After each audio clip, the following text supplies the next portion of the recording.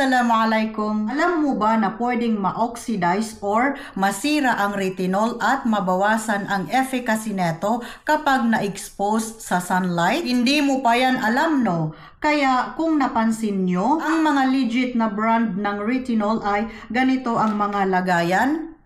Nasa tube. Kagaya rin nung isa pang recommended ko na good molecules ay nasa tube din. Ito ay yung retinol plus bakuchiol ng Lux Organics. Ito naman ay tretinoin. Ang iba ay nakalagay sa pump, gaya neto.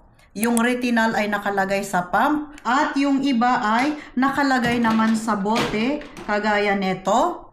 Pero hindi siya transparent, okay? Madilim yung kanyang bottle. Kagaya netong Lux Organics at saka ito yung sa Sumbay Me. So, madilim yung kanilang bottle. Ganito ang bottle ng retinol galing sa The Ordinary. So, halos lahat ng kanilang mga actives ay nakalagay sa ganitong opaque bottle, yung hindi siya nakikita. Kasi alam nyo ba ang purpose ng mga ganito? Kung bakit nakalagay sa ganito, sa pump, or yung mga nakalagay sa tube?